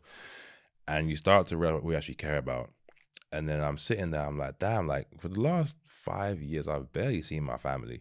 Like I had my office there, but I'm in the office from 7 a.m. till basically midnight. So I leave the house before they're awake, come back when they're asleep. I might see them on the weekend for a bit. There's no real like, we ain't playing golf no more, me and my dad. Like that's our quality time there. So it was like, I started to deep what I really cared about in terms of my personal life and what I want for myself and my family for the future as well. And you also realize who's your real friends as well. Probably had on my hands that many friends call my phone during the year if I wasn't posting on socials. Yeah, like always like my muddies and like Eli, Corey, Shaq, them obviously calling my phone down and being like, yo, how you doing? Like, what's up? And so like that was real. But there's others that like, when the brand was popping, like in the years before. Can we go out, bro? Yeah, like I'm coming to the studio, bro. What are you saying? Like, yo, come to this party here. Or once you go quiet, they go quiet. They're like, like whatever. That's not my friend. Like, cool, whatever. Like, so I'm like, damn, okay, cool, understood. So I think that it was really like eye-opening for me that year, right? In terms of 1, knowing myself and what I care about. 2, knowing who's actually in my circle, and 3, getting nearer to God as well. Like, I prayed a really big prayer last year summer, which was pretty simple. It's just like, God, like if they're for me, bring them closer. If they're not, take them far away. And that's when I just saw my circle. The quantity got smaller, but the quality has never been higher now in my circle now. Like it's so high that it's like anyone that I speak to on a regular, that's like, yeah, we're locked in. We're working on something, or we're pushing in a certain way. So I think that was super important for me. But yeah, I'd recommend that anyone that's a creative per se, if you can't afford to do a year, which probably most can't, because that is pretty crazy to do a year of no income, but even just saying like a weekend off to yourself, to kind of just bake off for a weekend, like just don't be going to no party, or do a week out or so and so. I think you'll find that your eyes open to a lot of things you don't actually care about. Like, I don't really go to parties no more. Like, unless it's like my boy Shaq doing a set somewhere, or like it's a birthday or something, I'm not really going outside just for the sake of it now. Like if I'm not in the gym, I'm in my yard, or I'm in the warehouse, or at my girl's crib, or like kind of it. Like I'm pretty boring now, or playing Black Ops 6. I'm smoky at that as well. Like, but that's all I do now. But I've never been happier, like in terms of my life daily and with myself and so and so. So it's nice, super nice right now. Like, no, big up you for being as transparent as you're being right now, because I think it's so important for our listeners to hear that. And there's so many things I kind of want to unpack. I think the first thing is testament to what you've built, in a sense that there's not many brands that can say, okay, we're taking a break, and people actually want them to come back. Yeah. Or people will be, what's the word? Caring anticipating enough, and anticipating the drop, you guys coming back, but also caring enough to give you the space to be a human. Yeah. Do you know what I'm saying? The fact that you're saying people were messaging you, hope you're good, bro. You know, all of that. And that is, like you're saying, it weren't just your friend, it's customers, it's just people part of your audience. That's incredible, and it's testament to the feeling that Jehucal kind of evokes. So my first question in regard to all of this stuff is that, why do you think you were given that grace by the audience? That what does Jehucal stand for? What has Jehucal done for people that makes them care about you even? Do you know what I mean? I think because I've always just kept it transparent and real, and it's built a real community around the brand, in the sense that, of course, I'm here to somewhat sell stuff to you, but I'm gonna try and give back wherever I can. So I get a lot of DMs asking me, oh, how do you find like a manufacturer, or how do you get screen printing done and so on. So I said, you know what, rather than me just gatekeeping it, I'm going to run a shop in Shoreditch for free. You just come by and you can learn how to screen print in store. So I held that other day. Me and Shiv had a sponsored event for that. And then again, just giving back wherever I can, like, or giving them more info. Like my TikTok page is me talking about how to find factory, how to work on so and so. So it's like, I think me just being so like transparent and trying to be more like a friend and a community than just being like, I'm the big brand owner, buy my stuff. I don't care what you're doing today, just buy this. I don't care if you're in debt, buy it, get on Klarna. Like, I'm more just like, hey man, Get on cloud. Yeah, like, I'm just more like, hey man, look, I made these fire clothes. Like I think, like I'm talking about the fabrics and so and why I did things in a certain way. I'm talking you through why we're doing it and educating them on fabrics and why I should buy certain things in a certain way. I won't always say just buy my stuff, but I'll educate them and just give out knowledge and share it and just try and give back wherever I can and just remain relatable. Like I think I'm not trying to be this like super cool, unattainable person. Like you'll see me, I'll post some cool stuff. Then you see some goofy shit as well. I'll just be mucking about and just like doing dumb stuff. Like keeping it transparent, showing that I'm not aloof from anyone. I'm literally the same as you guys. Like I just had this idea that I wanted to do. Like I could easily have been an accountant. Like I just chose to try this out and risk my livelihood doing this. Like so we're no different. Like and I think that realness there makes the brand relatable. And people want to be a part of it and like just conversate around it and just like whenever I see a customer in the street, I'm always have a convo with them. We'll sit down, talk, chat, have a convo. Like I'll take time. Like I think people don't do that enough, so it's kind of like it doesn't look great for them. But I think I've just found my lane of just like I want to have fun. Like I don't want to just sell to you. I have a conversation.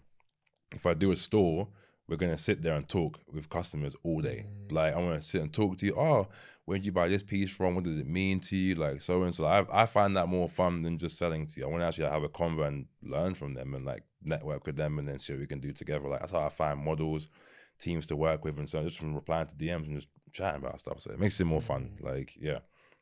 What I love most about this conversation as well is I think it's part of a bigger conversation in terms of just growth in general. Because you made a really good point when you was talking about running the brand. Almost felt like you was a hamster on the wheel. Yeah. Like, how can I put this? I think obviously, as much as we run Where's My TV, I've never run a fashion brand where we're selling stuff. But I can imagine you was obviously talking about the lifestyle that kind of comes with it. Yeah. Do you know what I'm saying? Which can be like you're chasing your tail. You're just, not every day is the same, but you never take a step back to kind of, just be human. Yeah, be you. Yeah. And I think it's important to take that step back to be you and also grow. Because you first thought of having a brand at 15. Yeah. You started it at 19. Yeah. Emay at 19 isn't the same person you are now or last year before you had the break. So it was almost like it was imperative for you to kind of do that in order for the brand to evolve to match its founder. 100%. And I think it's so important for brand owners to hear that because they may feel like they have to stay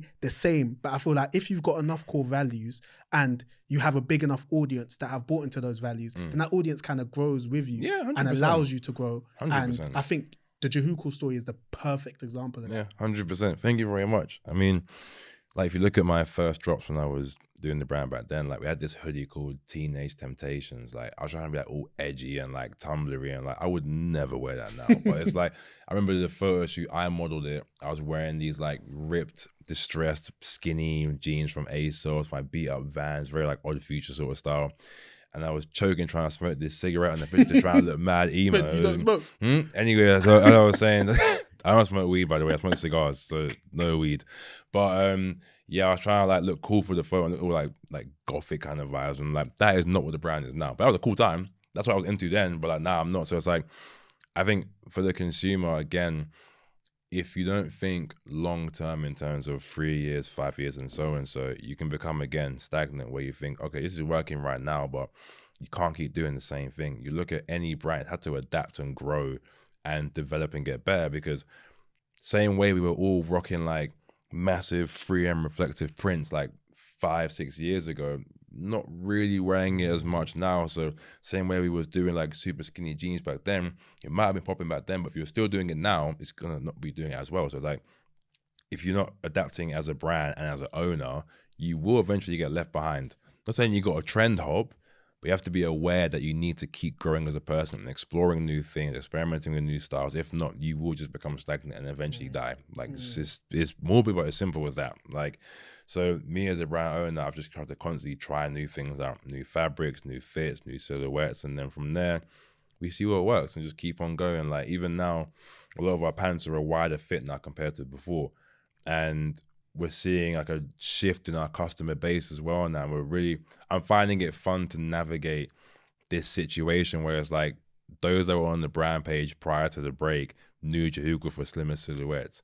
those that just came onto it are now seeing we're a wide silhouette brand now. It's like, okay, how are we going to kind of merge them together and bring those who like a slim silhouette into this new era we're in? So it's like thinking about doing a store next month. You can actually see it in person now and you can try it on, because most people that have now gone to link privately have said, you know, when I saw it online, I wasn't too sure about the wide fit, but now I've worn it, I get it now. Now when I get it, cool, they buy it there and then. So it's like, it's really fun to navigate these things, but yeah, it's like, it's a challenge. It's a game. Life's a game. Like, it just feels like a game that I'm playing where it's like, let's just try and beat the final boss and get to the next level and then see what we can do next and then upgrade this and then try that and just keep going. It's like playing zombies. It's mad different rounds. Like, just, I guess that's how I see it, man. I was playing zombies last night, actually, but that's why I'm talking about zombies now. But yeah. I feel like I'm happy you kind of speak about it like this, because what I've seen in terms of your first drop since coming back speaks to that. Like, it felt Jehucal, obviously, but it felt elevated. That's like what I was saying outside. Like that ombre, the ombre, the lunar veil zip jumper, mad, and even the aesthetic of the shoe, and like the whole marketing behind it about the lab stuff. It was just so sick. Do you know what I'm saying? And we'll talk about that more because I really want to speak about your marketing. I reckon that's probably be like one of the last things we'll speak about. But in regards to what you took from that year out and like the transition, because when I was watching your stuff, you were speaking about kind of going back to what Jehucal is, the core values, and then like evolving from there and making that reflect in everything you do. What has changed? Do you know what I'm saying? Or what were the learnings you took from that you're applying now? The first thing would be taking more time with my designs. When I first started the brand, I had all the time in the world to sit and design something and like mull over it for a bit and think about this and that. As the brand is growing at such an exceptional pace, you're then forced to try and keep up with it. Well, you're not forced to, like, you just feel like you are forced to keep up with it. So you're like, cool, I need to put this out, put that out, and just keep the momentum going, which end of the day, the way social media moves, you do want to keep moving as fast as you can so you're able to keep up with the timeline, because you might post on Monday, but it'll get drowned out by Tuesday. So I need to put more and more and more out. When I then get my first office now and I start getting staff on board, I've now got costs going out that are fixed monthly. I got rent, salaries, my travel costs. I'm thinking, damn, I need to make sure I'm making X amount of months. I need to make sure I have to put something out every month to make sure I'm making enough to pay my staff, pay my rent, keep going. So, you know, kind of like, it almost looks like you're just like quickly putting out a new drop every single month. I'm like, cool, let's just get this green hoodie here, green pants there, that t-shirt, put that out as well. Like, but there's no real thought behind it. And I think what people loved Jehucal for as a brand was the concepts. I think the art of storytelling was such a big thing for Jehucal, where I would put out these videos and like lookbooks that had always told a story. And I think it made it more fun for the consumer of like seeing a story behind the item and like understanding it more, rather than just seeing like plain white backdrop. Here you go, t-shirt, hoodie. Oh yeah, bye. Like, it's like you don't want to have that. So I think that was the key thing that I learned, was taking more time. And then really, like, I'd design something on a Monday, I wouldn't take it anywhere near to sampling until a good like 2-3 weeks. Like, I'll go over it over and over again, adjust this here, adjust that there, like rethink it, research online for things that are similar and see how can I outdo them on this jumper here that I'm trying to make. And then from there, you get to the final item. So that's the third thing, is taking my time and not rushing designs, because when I really sit and get in my bag of designing, I can go crazy. But when I'm rushing it, it would just feel like a quick mashup and then put it out, and I won't believe in it as much. And I felt like I wasn't believing in what I was putting out towards the end of my tenure, of, let's say, the first half of Jehucal. Is that something you only saw in hindsight, or even at that time? You knew? I feel like I knew it at the time, but I was pushing it back in my head. But in hindsight, I'm being fully honest now. I don't think I believed in what I was putting out. I was just putting out things for the sake of it. That I was like, there were some really fire things in there, but I knew a lot of it I was just like quickly mashing together and like not putting in the level of thought I used to, of the little tiny details that I would make things really cool. Like, so that's why I was like, I think getting back to my space of like taking time on design. Like, now I got like a good 200 plus designs done in the last year out that I'm just still mulling over a lot of them and adjusting it and trying to get the gradient right, or like the stitching right, or get the custom button or whatever. That was probably the main lesson I learned. Second lesson from my year out that I learned, secondly, you don't need that many friends. I think when you're especially in this creative space of trying to build whether it be a brand or a service or whatever, you're thinking, cool, I need to know everyone. You don't need to know everyone, because end of the day, I've always believed that a good product will sell itself. Like, you just got to do the right work, and what will come to you will come eventually. Don't have to go out there begging to try and meet so and so. Just put in the work, and eventually it will come around. You'll find your crowd. Post it on TikTok, post it on Instagram, post it on YouTube. Eventually you'll find your crowd, and just go where the love is. Simple as that. Like, I think people are too set on trying to go where they aren't receiving love, rather than honing in on where they are getting the love and just focusing on that and nurturing that. And you'll find that that's all you really need. That will push you further than where you're trying to reach out to this person and they're airing you. Cool, if they aired you, forget it. This person, he wants to shout you. They might have less followers, for example, but they're going to put 100% into you.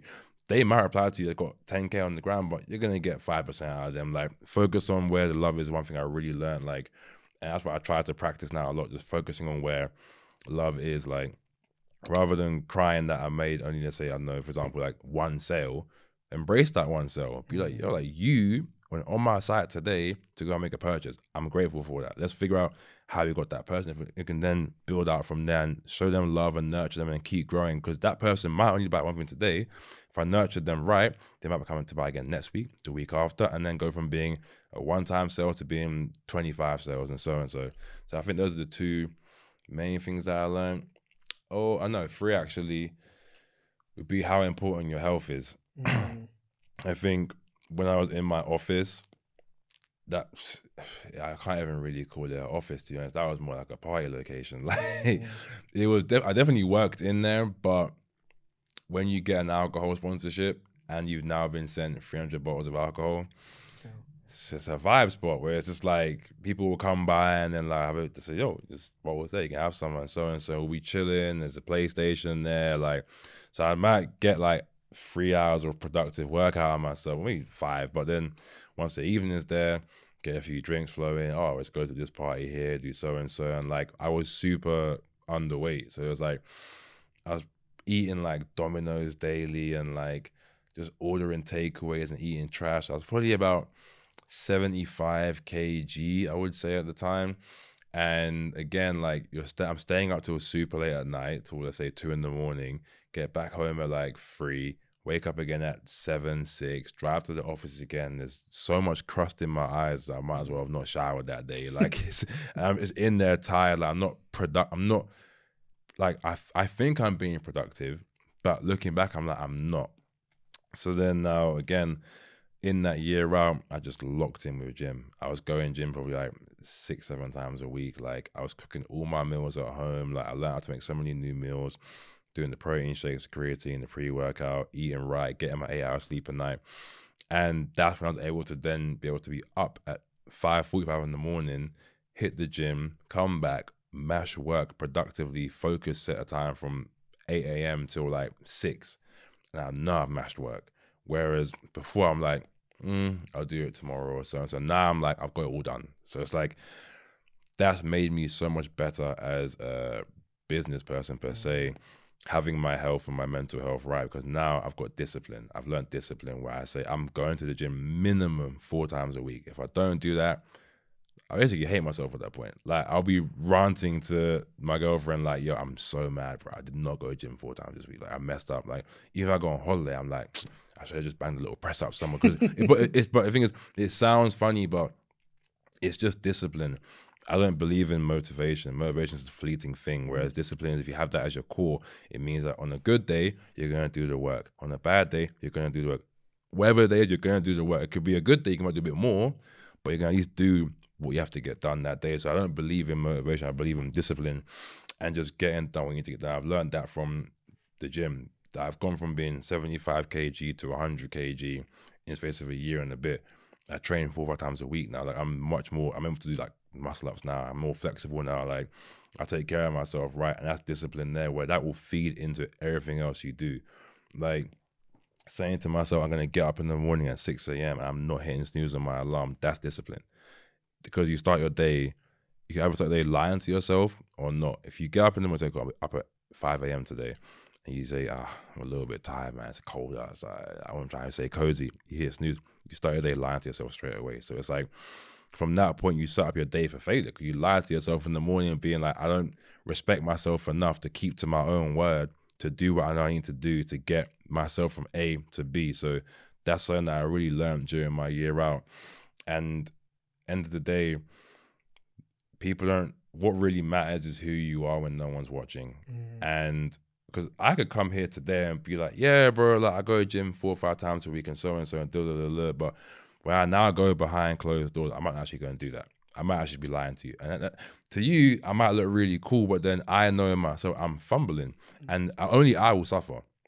So it's a thing where it's like, what matters is who you are behind closed doors and what you're doing when no one's watching. Are you actually disciplined when no one's watching you? Obviously, when, let's say I'm here with you, you might say, yeah, bro, you need to go to the gym today. But let's say you aren't here today. I'm on my own. I'm thinking, man, I might just bake off today, man. Like that's the moment that matters the most. When you're on your own and you have free will, what will you do then? Will you do what you need to get done, or will you just muck about and waste time? Simple as I learned those 3 main things: discipline, friendships, and the first one I've completely forgotten now.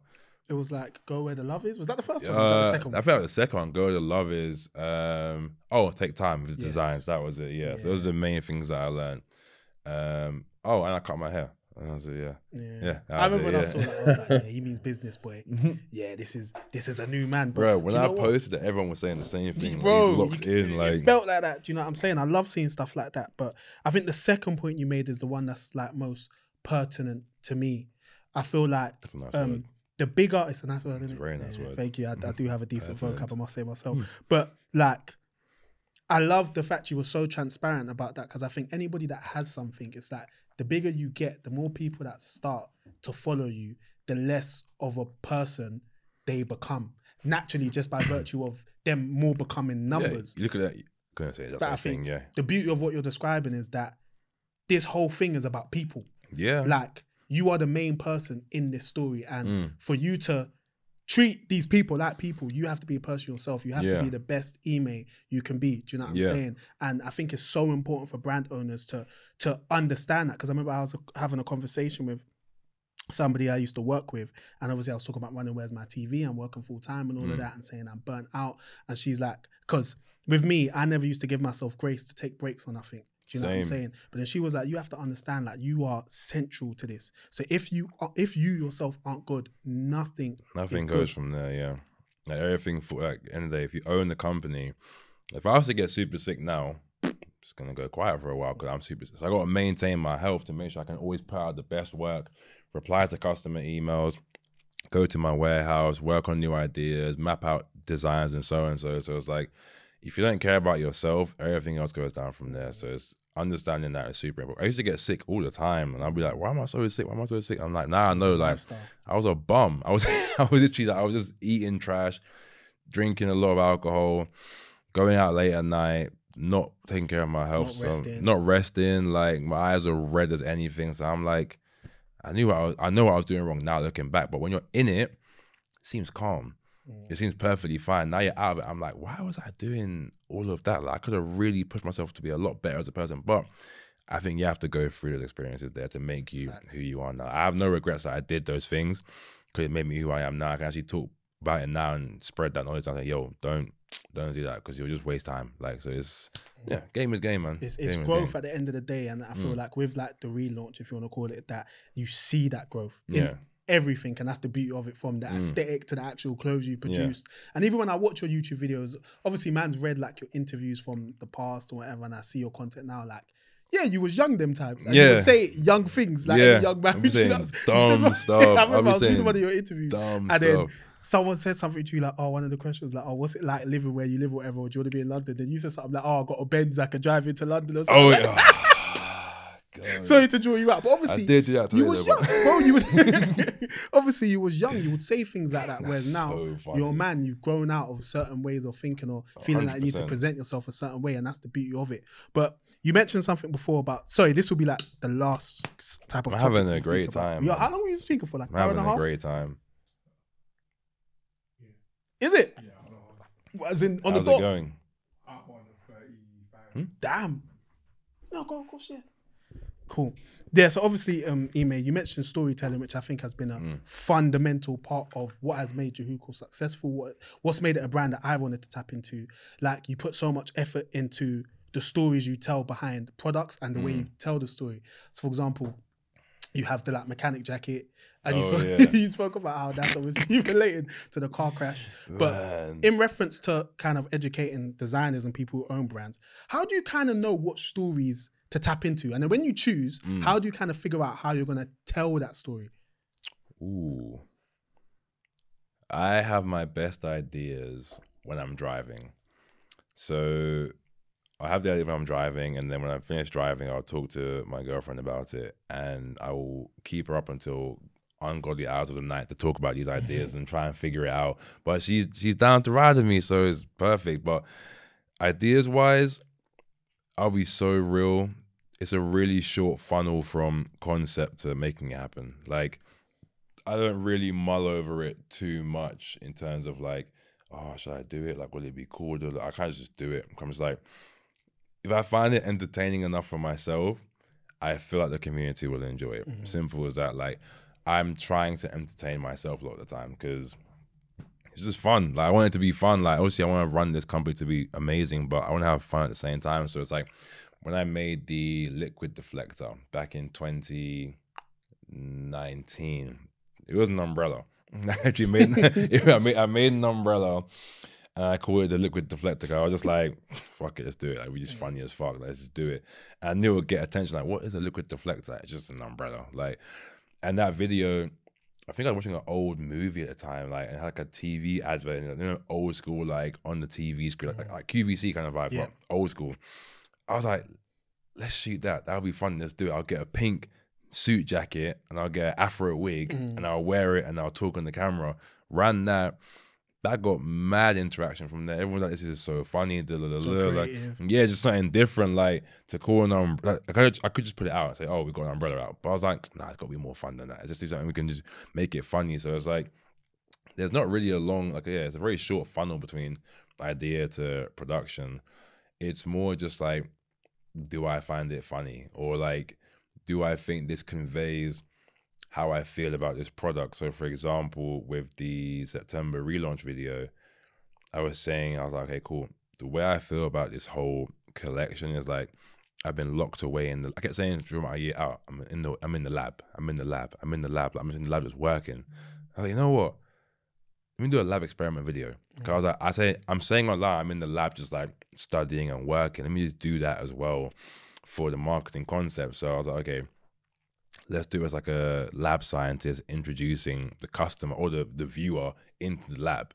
So my sister was the main actor for that. She is a fantastic actor. Does she like act? She's currently doing shows in the West End right now. Make sure you buy a ticket. Like, no, she's sick. Like, I was a real big moment for having her as a main character. I was just really proud to have her. Like, it was an honor for me to have her. Cause I feel like we're gonna look back in like 10, 15 years when she's killing it in like big movies and stuff. Like, yeah, I got her before y'all niggas did. So, but like, yeah, I think that was a really fun concept. Cause I was like, I can't just do a relaunch in a boring way. I was like, I wanted to put out a super long format video, but I was like, all of you have got a short attention span, so I'm not gonna do that to you. So I made a 5-part series basically, and then we did that. And it was just really fun. It felt like a game that I was playing with the audience where I was like, okay, I'm gonna show you this item today, but by the way, there's more tomorrow. And there's more tomorrow. And everyone was like, yo, when's it gonna stop? So it was like, that was just really fun. Like, I think the viewer / consumer is so bored just being marketed to, or just like, hey, new collection out on Friday. Here it is. You buying it or not? Cool. Buy it, don't care about it. Like, rather than now it's like, oh, it's like taking them on a journey of just like, yo, let's just say, hey, we're back with one little video, 10 seconds. I got 30K views on the reels, and I was like, damn, no ads. I was like, that's crazy. And from there, feeding them on this long journey of like bringing them back and so and so. And also, it was a tactic in the sense that I know if I post on Instagram today, let's say I've got 18K on the gram, it'll probably only get viewed by about 10% of my following. If maybe more, because it does really well on the reshares, but they won't all see it. And let's just say you're not on the gram that day, or you just deactivated that week, or you just didn't see it. If that was my only post for the drop, I'm flopping. But if I put out another thing on a Tuesday, then more photos. At some point, I'm going to catch you where you might just catch a glimpse of a video. It could be the part 4, but you'll be like, what's this about? And then you go back and look at it again. So I'm always like, let's catch them in the evening, then the morning, then the afternoon, then the evening, and just keep trying to push it and see if I can catch your view here, catch you there. Because every little view helps, every little eye on your item helps. So it was like, that was all planned out from months in advance. We're going to just hit them in the morning, afternoon, evening, email, TikTok, Instagram, Twitter, YouTube, everything, and just try and catch everyone where we can. That led to it being our biggest sales in the first 24 hours of a drop ever. Wow. So it was like 5 figures in like 24 hours. And I was like, I've never done it. Yeah. So I was like, cool, crazy, that worked. So it's like, now it's like, how do we do that again going forward? So yeah, that was that. So how did that feel after taking the break and then coming back to that? I cried. Swear down. I cried fuck tears. Yeah. I'm on the phone to my girlfriend. Like, I literally was sat in my home office on my own. I was trying to vlog the whole like thing as well. And like, I'm on the phone to her being like, yo, like, this is going crazy right now. Like, it hit like, I think like a K in less than like 12 minutes. And I was like, less than 10. I was like, damn. I was like, okay, that's pretty cool. Like, that's cool. And he going ping, ping, ping, ping, ping. And I was like, nah, this is nuts. And then it ticked over into the 5 figures. And I actually just like crying. I was like, oh my gosh, like, this is crazy, bro. Like, cause you take all that time out and you put so much effort into mapping out these designs and these items and these ideas and everything. And you're thinking, cool, I knew in my heart, I was saying to my missus, I was like, I've done everything that I can to make this drop the best I think it can be. Like, there's been times where I've done a drop, I'm like, oh, I could have done better on the video or the photos or the marketing or so and so. But it's the first time I was like, yo, I think I've done everything that I can. You didn't cut no corners. No, like the emails were sick, the videos were sick, promo, everything was like 10. I was like, I don't think I can get better than this. It's like going to be like 100 grand on like marketing. But I think for what I had financially and my idea, I've done the best that I can. So I was like, if it doesn't work, I don't know what I'll do. I was like, I'll be very disheartened. I'd still go again, but I'll be very like, damn, like I thought I really clocked it that time. So then to see that all turn into what it turned into, and like the reception in terms of like the product quality, the actual products themselves, and then obviously the reception on the sales as well. I was like, cool, we are back and we're here for good. Yeah. So that was a real big moment, man. Like, and then that's how I felt when I saw it. I was like, yeah, Jehucal's back. Like, it was nuts. Like, you could have come just doing lookbook, just pictures, just steady. Like, you know what I'm saying? It would have been boring. Yeah, like, man. So it was like, I felt like I really owed it to the community of Jehucal to show them why I took a year out, show them that I really was working to make the best things that I can for you guys. Because end of the day, like, not saying that they need me, but like, I know with me, for example, like I have certain brands that I go to just for a certain item. Like Ralph Lauren, prior to making the Jehucal boxes, coming out soon, prior to making them, I only wore Ralph Lauren underwear. So it was like, that was my go-to brand. So if they shut down, I'm like, damn, I need new boxers. I don't know why I just love Ralph Lauren boxers. So it's like, there's like people that only buy joggers from my brand, for example, or like their tees or their whatever. So it's like, when I went away, I was like, I owe it to them to come back on level so I can just show them that I care about making the right and the best things for you guys more than for myself. So it's like, from there, the reception was crazy. Everyone that's bought something has DM'd after or emailed after or commented saying this is 10 out of 10. Like, so it's just getting really cool traction. Like, people that are finding out about the brand. Like, I think the best thing was seeing that I look at our data on like sales and stuff, and I think 60% of our sales were new people. Wow. And I was like, that's crazy. Because, that is mad. Yeah, because that's crazy. And I was like, it's crazy because it's showing that we're reaching a new set of people, but we've still got really strong repeat customers there as well. So it's like, I just love seeing how numbers work and like just testing things out. And I think I'm excited to continue to grow the Jehucal brand, but also to just show those that were there from 2016, 17, 18, where they helped me get to. Because like, I couldn't be here without them purchasing that Gildan t-shirt I made in like 8 years ago. Like, so I couldn't be here without that. So they allowed me to test out my ideas, be a fool, make mistakes, learn from them, get better, to now be able to do handbags, knitted hoodies, knitted pants, denim as well, and all them things there, belts that can spin on the buckle, like that stuff there is like, it's crazy. So like, I feel like I owe it to them, and I'm just very grateful I'm able to do what I do, and like, yeah, hear my phone buzz right now making sales. So like, I can't complain. Like, so it's honestly, Emay, it's a beautiful story, bro, and I'm so excited, man. Like, considering the journey you've had, and then the version of Emay I know now, like, I know that's gonna translate in what we see even more. So it's got me even more excited for your next drop. Do you know what I'm saying? So yeah, man, big up you for sharing your story in the way you shared the story. Obviously, it's been a wonderful conversation. Oh, it's over. Yeah, but wait, there was something else I wanted to ask. Having so much fun. I thought there was something else I wanted to ask, but it's left me. Was it something to do with the marketing? We basically spoke about that already. There's marketing, there's taking the year out. I know what I was going to say, actually. Oh, I'm terrified now. No. It's not even a question. It was more just a statement. It's like, you know how you spoke about wanting things to be fun? Yes. I feel like that's one of the things that separates Jehucal from other brands that are kind of within, let's say, the elevated streetwear space. Do you know what I'm saying? Because I feel like why I rate what you guys do so much is because within, let's call it the luxury streetwear space, because of people's perceptions of luxury, they feel as though you can't have no fun. Do you know what I'm saying? There's brands like Emilian Door. How do you pronounce it? I think it's Emay. You know what I'm talking about? AOD. Fantastic brand, you know what I'm saying? But when I look at their lookbooks and what they put out, it's like, it doesn't appeal to me. Not there's anything wrong with it. Yeah. Because that fun that intrigues me isn't there. Yeah, no, I get what you mean. Do you know what I'm saying? Whereas I feel like you're at the point where you've struck the right balance between appearing as something that's elevated, but also having enough personality to connect with people. Yeah. Which is why 60% of the customers in this new drop, 60% are new customers. Do you know what I'm saying? Yeah. So yeah, I just wanted to say that, man. I think it's wicked because it's a very difficult balance to strike in the space that we're in. So I'm excited to see how you kind of like lean into that more. Yeah, I think we really do sit in that bridge or the gap between like luxury and streetwear, and like the love child of luxury and streetwear. So it's like we do some street pieces, and we also do like a leather handbag that's like you'd carry it on a date to Mayfair, for example. Like, so it's a fun one. Like, I just really enjoy the space that I'm in. I'm learning daily, weekly. I have a great people around me, especially my girlfriend that help me out and stuff, and just. Yeah, man, keep it pushing P, man. Like, like it's been a crazy journey so far, and I just look forward to putting out more ideas, better ideas, doing my first store as well again, since the comeback will be really when's it gonna be? I think it will be on December 14th. Shit, is that soon? Yeah. Okay, where?